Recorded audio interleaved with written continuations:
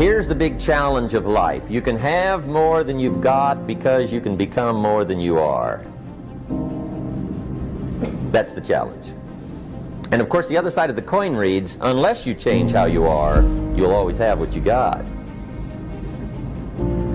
I have found in my experience that income does not far exceed personal development. Now sometimes income takes a lucky jump, but sure enough, unless you grow out where it is, it'll usually come back where you are. Life has strange ways. If somebody hands you $1 million, best you become a millionaire quickly, so you get to keep the money. Otherwise, sure enough, it'll disappear. Somebody once said, if you took all the money in the world, divided it up equally among everybody, it would soon all be back in the same pockets. Incredible. Success is something you attract, not something you pursue. Success is looking for a good place to stay. So instead of going after it, you work on yourself. Personal development. See, the major question to ask on the job is not what are you getting? The major question to ask on the job is what are you becoming? See, the big question is not what am I getting paid here? The big question is what am I becoming here? Because true happiness is not contained in what you get. Happiness is contained in what you become. So that's our major subject for tonight, personal development. Of all the assignments Mr. Schoaf gave me at age 25, this was probably the most difficult. In fact, I'm still working on this one. I think it's an unending challenge to see what you can become. The next subject is called Basic Laws. And it's good to study the basics. And I call these basics primarily because they come from the Bible. Now, I'm not a theologian or a minister, and that'll be apparent. But Mr. Schoaf taught me that the Bible was a good textbook for ideas and stories and success equations, how to live the better life. I found out that was true. He also taught me that the Bible is as practical as it is spiritual, and I found out that's true. If you look at your bank account and your income and you're not happy, there's several places in the Bible to check to see what the heck's wrong so you can make the changes. And we're going to cover some of those tonight, called basics. Okay. The next subject is my favorite, setting goals. Mr. Schoaf taught me how to set goals. What a favor that was. One morning at breakfast, shortly after I met him, he said, Jim, let me see your current list of goals and let's go over them and talk about them. He said, maybe that's the best way I can help you get a better direction started. And I said, I don't have a list. He said, well, is it out in the car or home somewhere? I said, no, sir. I don't have a list anywhere. He said, well, young man, that's where we got to start. He said, I can tell you right now, if you don't have a list of your goals with you, he said, I can guess your bank balance within a few $100s. Which he did. And that got my attention. I said, you mean my bank balance would change if I had a list of goals? He said, drastically. That day I became a willing student how to set goals. And sure enough, learning how to set goals changed my life. And I often wondered why no one had ever taught me how to set goals up until age 25. I went to high school, but if they offered it, I missed it. I went to college for a year, never heard it. I worked for Sears. Really. And to my knowledge, Sears never taught it. Right? How to set goals. So here I am, age 25, married, my family's starting, I've been to college, I'm working, and I still don't know how to set goals. But fortunately, when I was 25, I met the man who taught me how, and it revolutionized my whole life. Economically, socially, personally, it's incredible. So I want to share with you tonight what Mr. Schoaf shared with me, how to set goals. It can be a life changer. Okay. The next subject is the negative part of the seminar. Life is part negative, so we got to talk about the negative. And this subject is called diseases of attitude. Diseases of attitude. There's a lot of things that can wreck your chances to do well. We live in a rather dangerous world, so you got to be not only wise, you got to be careful. Now, attitude diseases are just as bad as physical diseases, right? High blood pressure, heart trouble. I mean, a lot of things lace your chances to do well. So you've got to be careful. And attitude diseases are deadly. I mean, they'll destroy all the good things you start. Okay? So we'll go through those attitude diseases, how to spot them, how to look for them, what they are, and the cure. And I'm a pro on these because I've had them all, so I can give you excellent advice on these. Now, the last subject we're going to consider tonight is called the day that turns your life around. The day that turns your life around. And under this subject, we're going to talk about the emotions that can change your life. Human beings are emotional creatures, and emotions are powerful for life change. Now, of course, emotions are so powerful they can go either way on you. Emotions can either build or destroy.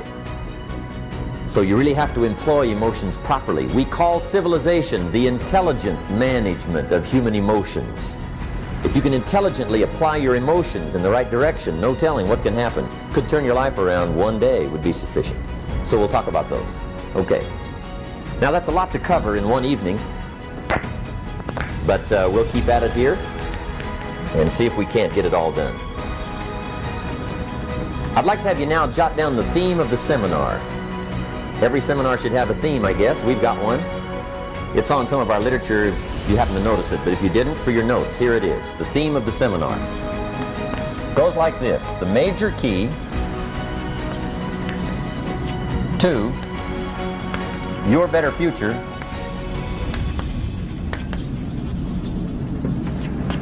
is you. That's the theme of our seminar tonight. The major key to your better future is you. And I'd like to have you underline two words just to give it some added punch. Underline the word major and the word you, so that it reads, the major key to your better future is you. Now, my first suggestion is transfer this to a card or something where you can put it up, where you can see it every day.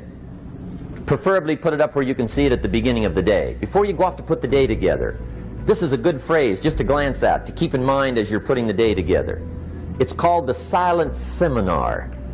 If you'll just let this talk to you during the day, I found it to be tremendously helpful. The major key to your better future is you.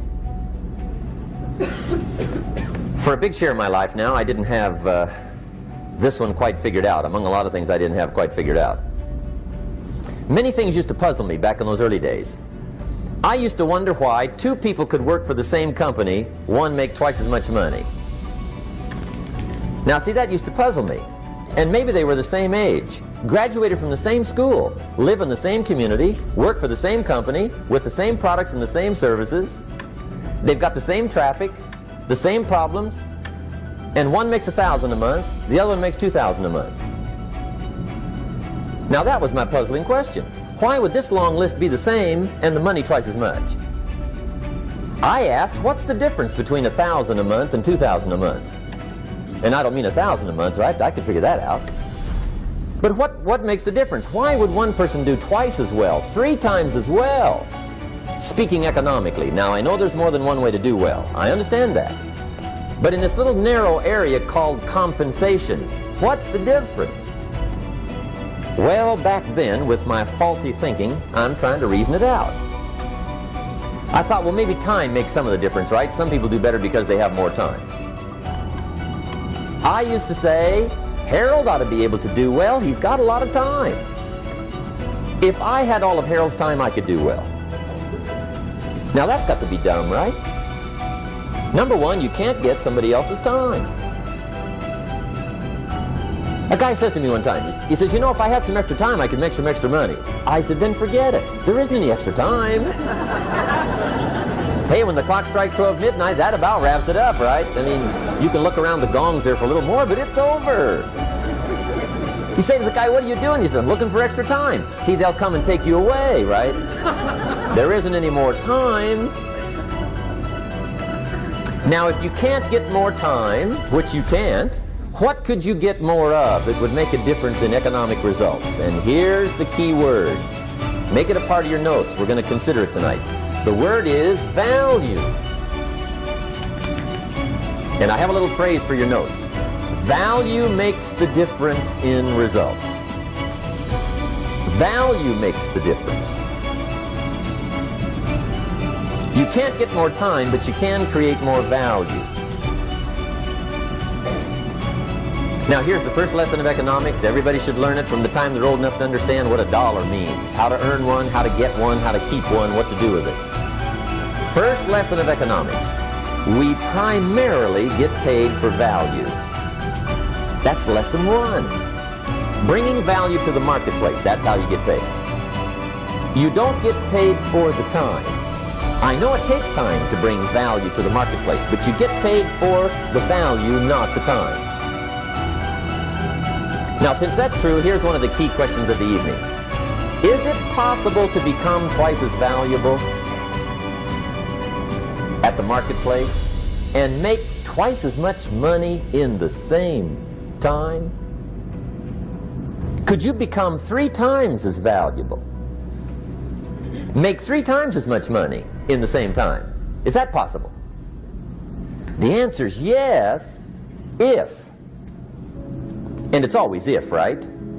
Life is known as the big if. Harry Truman once said, life is iffy. How true. And here's the big if we're going to consider it tonight. It's possible to do much better at the marketplace if you go to work primarily on yourself. And that's the theme of our seminar tonight. Learning to work primarily on yourself. People have asked me for the last 24 years, how do you develop an above average income? And the answer is, become an above average person. Develop an above average handshake. Some people want to be successful, they don't even work on their handshake. As easy as that would be to start on. They let it slide, they don't understand. Develop an above average smile. Develop an above average excitement. Develop an above average interest in other people. Develop an above average intensity to win. See, that'll change everything. Probably one of the most frustrating experiences in life is looking for an above average job with above average pay without becoming an above average person. It's called frustration.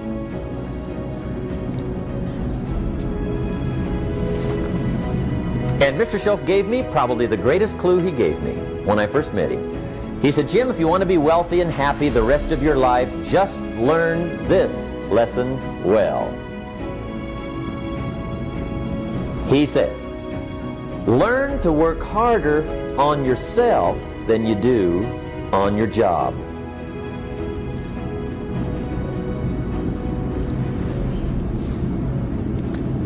Then Mr. Schoaf gave me probably one of the most important clues among so many things he taught me, but this was in those early days. Mr. Schoaf was very kind, but he was also very abrupt. And he had these interesting questions to ask. I'm giving him a little rundown one day on how things hadn't worked out for me. He said, Mr. Rohn, I've got the answer for you if you will listen carefully. And listen carefully I did that day and for the next 5 years. If somebody's wealthy and happy, you've got to listen.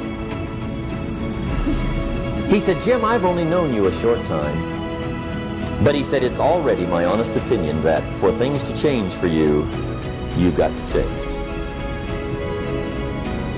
That wasn't quite the answer I was looking for. But that's the answer he gave me, and I pass it along to you on this warm summer evening in Anaheim, California, 1981. For things to change for you, you've got to change. Otherwise, it isn't going to change. Before I met Mr. Schoaf, I used to say, I sure hope things will change. Right? That seemed to be my only hope. If it isn't going to change, I'm in serious trouble. And then I discovered it isn't going to change, so I'm in serious trouble.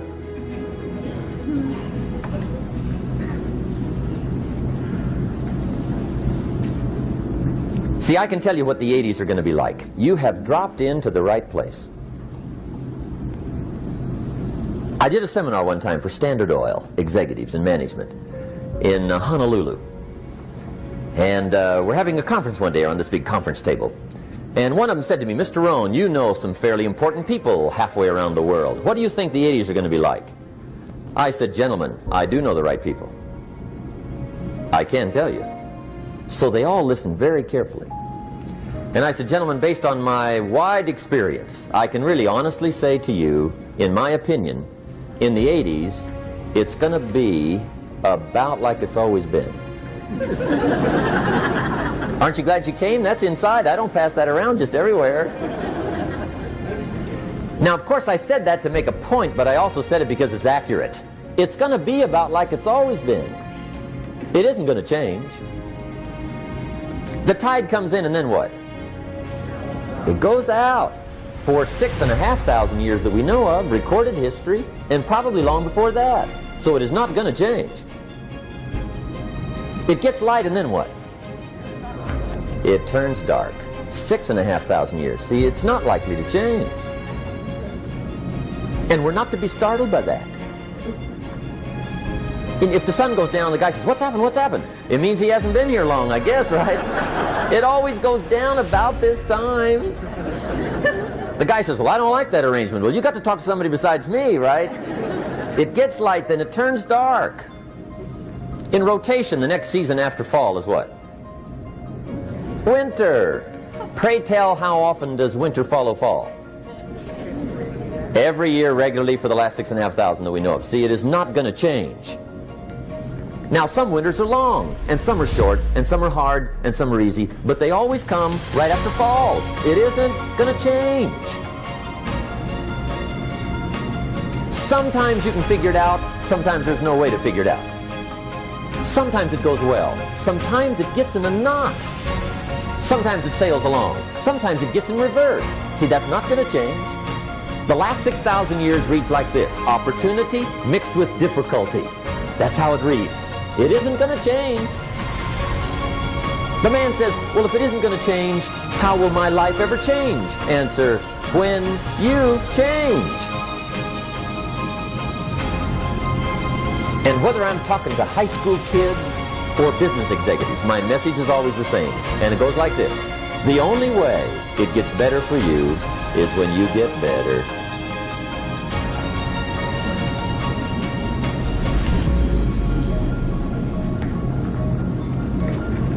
Let me give you the 4 major lessons in life to learn. Here's 4 majors. It's good to study the majors.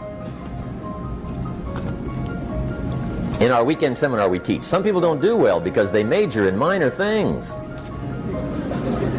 You've got to be on the lookout. At the end of every week, end of every month, you've got to check, make sure you're not spending major time on minor things. Okay, we go through that whole series. Majors and minors. Now, let me give you 2 phrases before we get to the 4 majors. This will set it up and you'll see where I'm going. 2 key phrases for your notes. Here's the first one. Life and business is like the changing seasons. That's the first phrase. Life and business is like the changing seasons.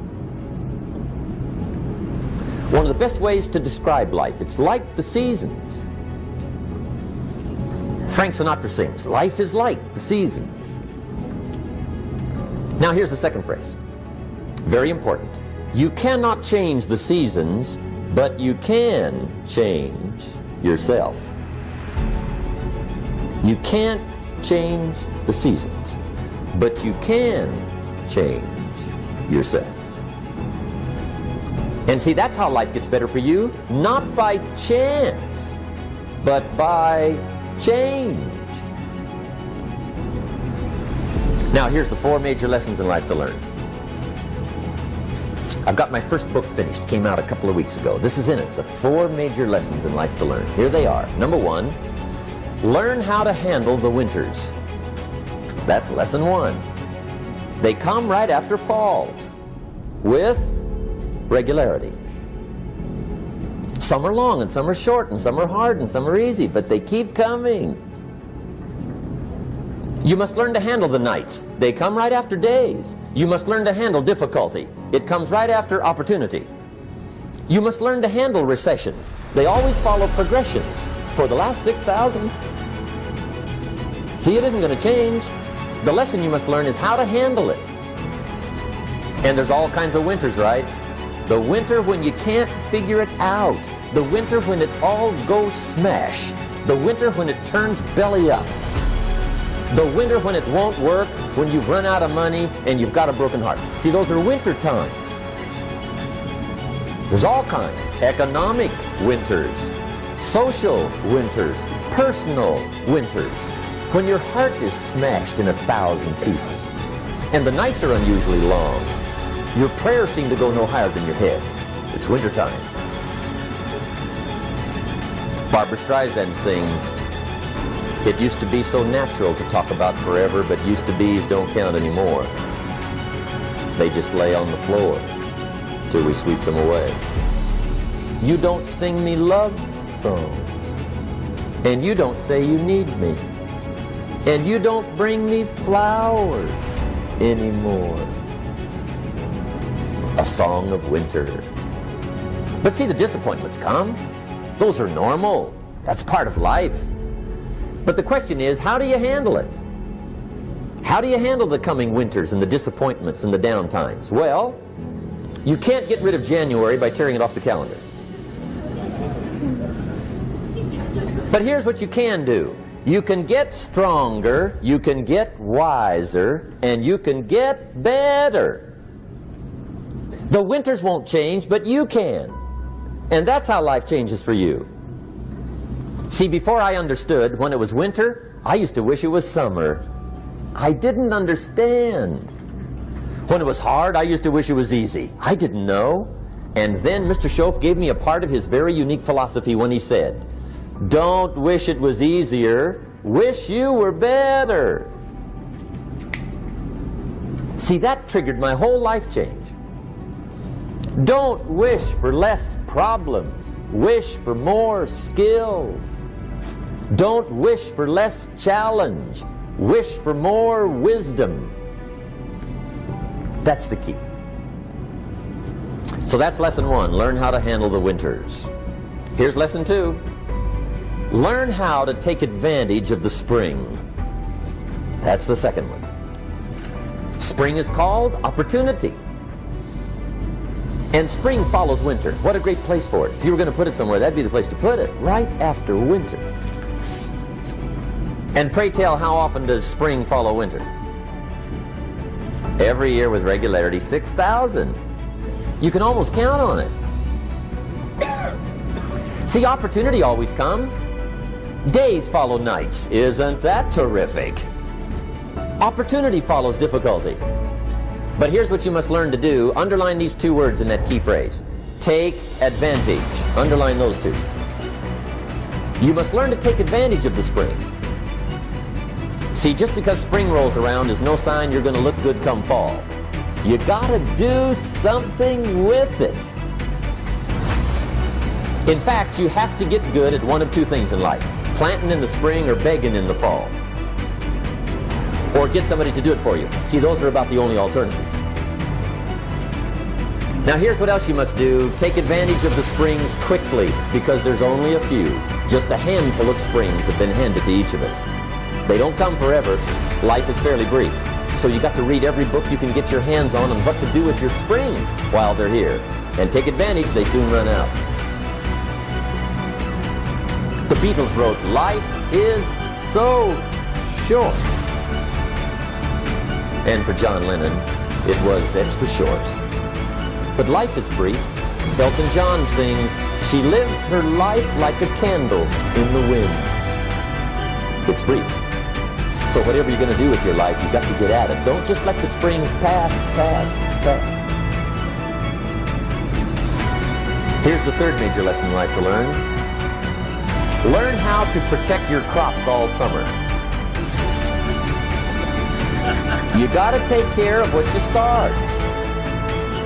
Sure enough, as soon as you've planted your garden in the spring, the busy bugs and the noxious weeds are out to take it. And here's the next bit of truth. They will take it. Unless you prevent it. And that's the 3rd major skill to learn. You've got to learn to prevent the intruder from taking all the good you start. It's one of the challenges.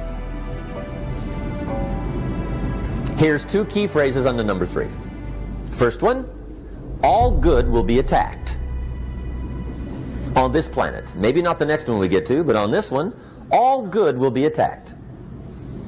Every garden will be invaded. Not to think so is naive. And here's the second phrase. All values must be defended. Political values, social values, community values, family values, marriage values, friendship values, business values. Every garden must be tended all summer. Third major lesson. Now here's number 4. Fourth major lesson in life to learn. Learn how to reap in the fall without complaint. Learn to reap come harvest time without complaint. Take full responsibility for what happens to you. It's one of the highest forms of human maturity, accepting full responsibility. It's the day you know you've passed from childhood to adulthood, the day you accept full responsibility. And another note, learn to reap in the fall without apology. Without apology if you do well, and without complaint if you don't. That's maturity. I used to have that long list of reasons why I wasn't doing well. To explain. You got to explain, right? Otherwise you're going to look bad.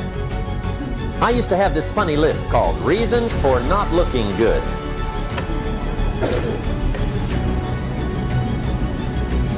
I used to blame the government. I mean, you can believe that or not. It was at the top of my list. I had a lecture second to none. The government. That was on my list. I used to blame taxes. Look what you got left after they take everything. And they expect you to do well. That was on my list. Prices, that one's easy, right? You walk into the supermarket with $20, come out with a little half bag. So I had that on the list. I used to blame the weather. I blamed the traffic. I used to blame my car. I blamed the manufacturers. I used to blame the company. I blamed company policy. I used to blame the training program. I blame my negative relatives. They were always putting me down. I blame my cynical neighbors. They're just selfish, looking out for themselves. Won't loan you money? They were on my list.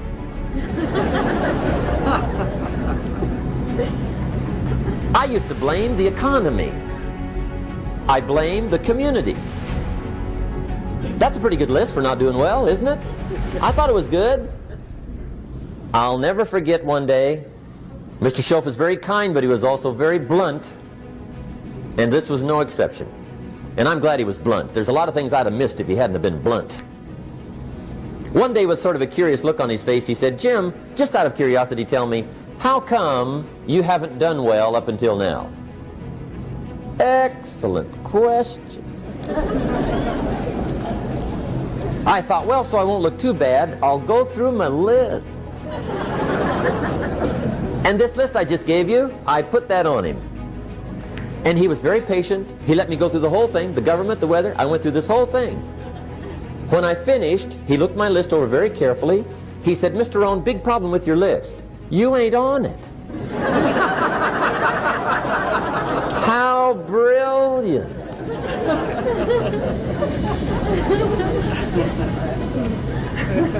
When I went to work for him a few months later, I learned very quickly to tear up my list, reasons for not doing well, and I threw it away. And I got me a fresh piece of paper. And I put one word on it. Me. There's a Black Heritage spiritual that says, "It's not my mother nor my father, nor my brother nor my sister, but it's me, oh Lord, standing in the need of prayer." See, I used to blame everything outside. And then let me give you a little philosophy that helped turn my life around.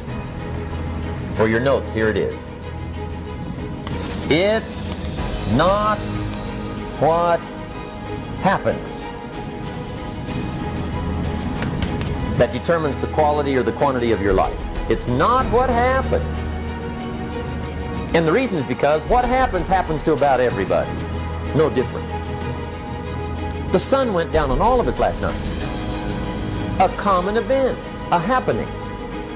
And I found out that the same things can happen to two different people. One gets rich and one stays poor. Why is that? It's because it's not what happens, but rather it's what you do that changes everything. So that's a key phrase. It's not what happens, it's what you do. What happens is about the same. You might put that in parentheses here. Same. What people do, that's what's different. Anything can happen, right? Everything can happen. I've heard all the stories. I've been one of the stories. Hey, we could all tell stories all night long, right? Happenings. Anything can happen. Have you heard of Murphy's Laws? Anybody here heard of Murphy's Laws? Okay, most of you have. Murph had these laws. One of them was, if anything can go wrong, it will. That's one of Murphy's Laws. He was not one of the great positive speakers of the day. But anyway, it's still true though, right? Anything can go wrong, everything can go wrong. For sure. I've fallen out of the sky so many times. Once to the tune of a couple of million. Devastating. Took me a while to survive that one. Now, it wasn't all that much, but it was all I had.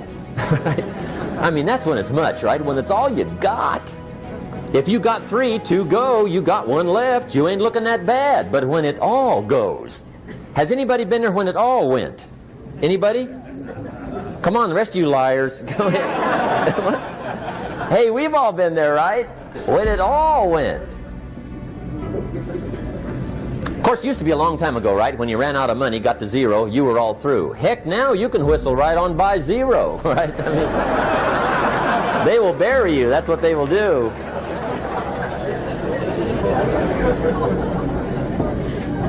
But see, those are the happenings, right? Everything can happen. Anything can happen. But it's not the happenings. It's what you do about it. Somebody says, yeah, but you don't understand the disappointments I've had. Come on. Everybody's had their share. Disappointments are not special gifts reserved for the poor. Everybody has them. The difference is what you do about it. It's not the weather. I used to blame the weather, and I discovered it rains on the rich. So see, that won't help. 2 men wake up one morning, there's a rainstorm on. One of them looks out his window, sees the rainstorm, and he says, wow, what a storm. With weather like this, they can't expect you to go out and make sales. He stays home. Same morning, the other guy looks out his window, sees the same storm, says, wow, what a storm. But he says, you know what, with weather like this, what a great day to go out and make sales. Most everybody will probably be home. Especially the sales.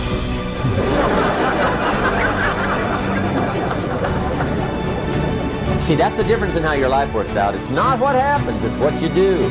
So here's one of the key questions of the evening. Starting tomorrow, what are you going to do that'll make a change in your life's direction? Good question. What are you going to do starting tomorrow that'll make a difference? Now see, if you don't do something starting tomorrow that'll make a difference, guess what? It's gonna be the same. And see, that way you can guess what the next 5 years are going to be like. Look at the last 5. Because the next 5 are going to be like the last 5 unless you, major key, tomorrow, change it all. Or change a little, or change something, or don't change. It's choice time. You can do whatever you want. But it's nice to know any day you wish you can change your whole life. What can you do starting tomorrow that'll make a difference? Good question. What can you do with economic chaos, massive disappointment? What can you do with a broken heart? What can you do when it won't work? Good question. So if I had a word with you tonight, one-on-one, just you and me. I think my personal advice to you would be, this year, 1981, reach down inside of you and come up with some more of those remarkable human gifts. They're there, waiting to be utilized. And then change anything for you want to change. And I challenge you to do that because you can change. If you don't like how it is for you, change it. If it doesn't suit you, change it. If it doesn't please you, change it. If it isn't enough, change it. And I challenge you to do that because you can change. See, you don't ever have to be the same again after tonight, only by choice. If you don't like your present address, change it. You're not a tree.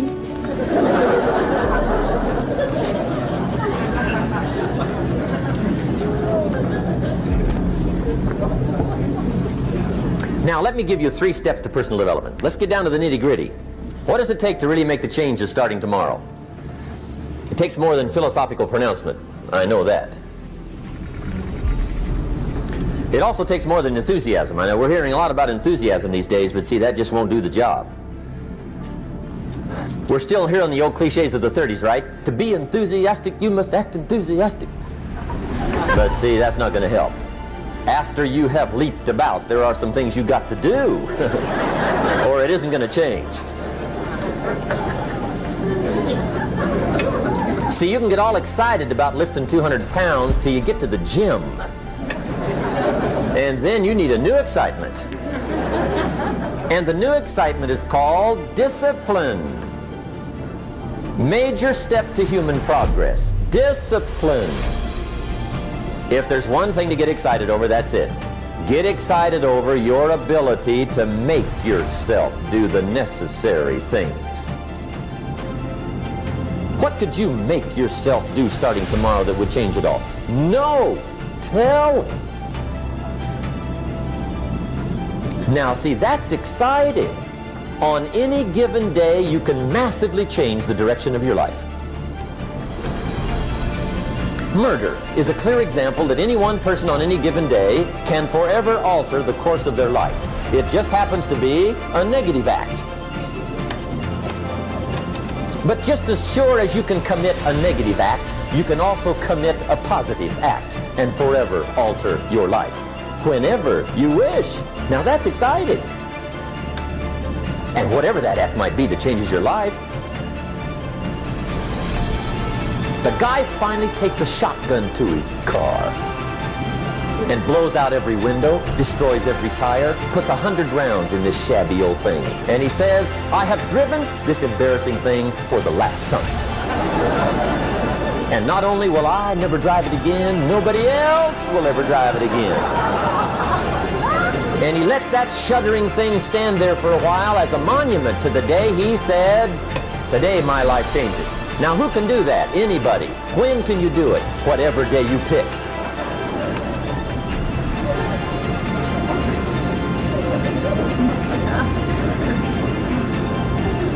Now, here's the key to discipline.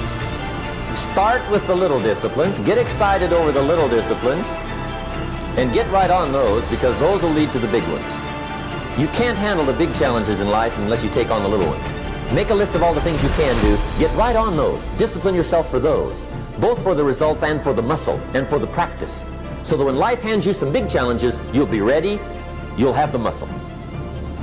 But see, if you don't handle the small ones, you can't take care of the big ones. Okay, here's what else it takes for life change. Self-motivation. Key phrase, self-motivation. I don't know why we call it self-motivation. It's really the only kind there is. You got to motivate yourself. Because I found out you can't change people. They can change themselves, but you can't change them. Lord knows some I've tried. But see, it won't work. People have to change themselves. I learned some of those lessons early. I built a little sales organization way back in those early days. I'm 25. And I had some nice people. I said, I'm going to make these people successful if it kills me. I almost died, right? I mean, you can't do that.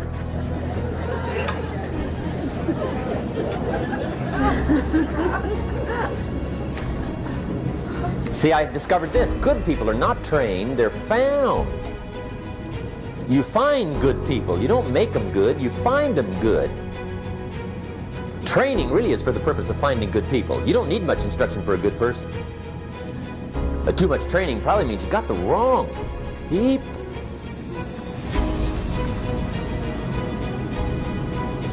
So you got to find the right people. That's the key to getting a good job done. One of the major things we learn in management, lesson 1, don't send your ducks to Eagle School.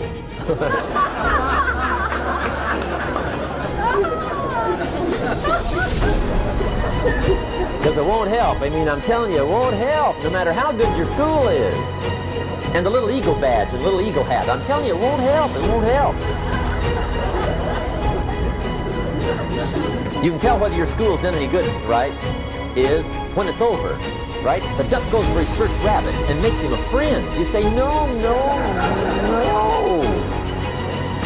Anyway, so it takes self-motivation to really alter your life. And you don't want to give self-motivation away to somebody else and make it somebody else motivating you. The guy says, boy, if somebody just come by and turn me on. What if they don't show up, right? See, you've got to have a better plan for your life. Okay. Now, if you're excited and you're ready to change, let me give you 3 steps to start life change that can change your life, your personality, your lifestyle, everything can change. Here's the steps. Number 1, find out how things work. The first key to doing better is find out. To change your life, really, you need ideas. There isn't anything an idea can't change. And Schoaf taught me the major problem is lack of an idea, not a problem. At first, I didn't have any money. I said to Mr. Schoaf, I don't have any money. He said, that's not a problem. Now, see, up until then, I always thought it was. Right? I was confused.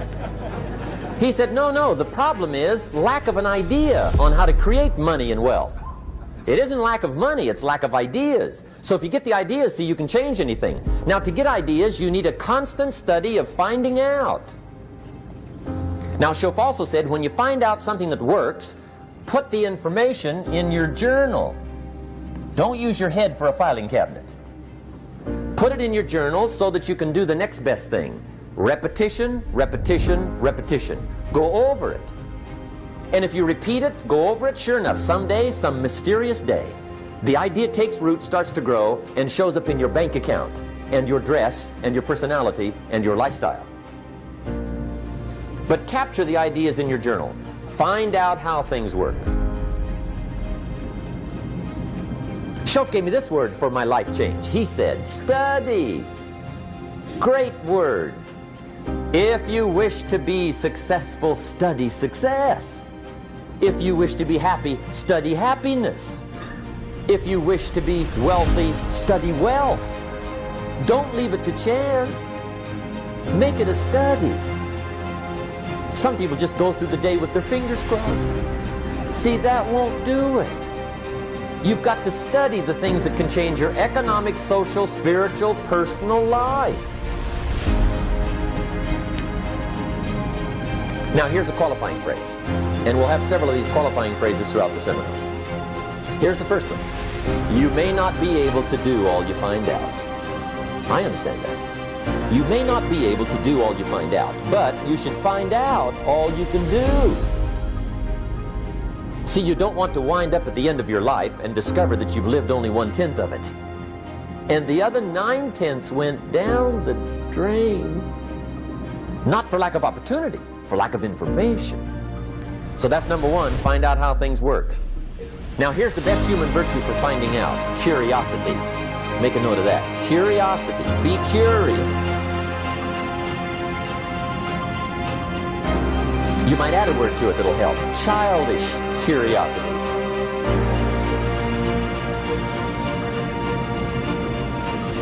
What will kids do if they want to know something bad enough?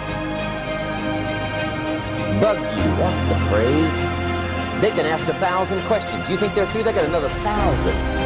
They'll drive you to the brink. It's a virtue. when you gotta know. Be like a child. In fact, Jesus, the master teacher, said, unless you can become like little children, you might as well forget it. You don't have a prayer. Excellent advice. You gotta be like children. 4 ways, in my opinion, to be like a child. Number 1 is curiosity. Number 2 is excitement. Get excited like a child over your ability to make yourself do anything to change. 3rd is faith. Have faith like a child. Adults are too skeptical. And 4th is trust. Trust is a childish virtue, but the rewards are incredible.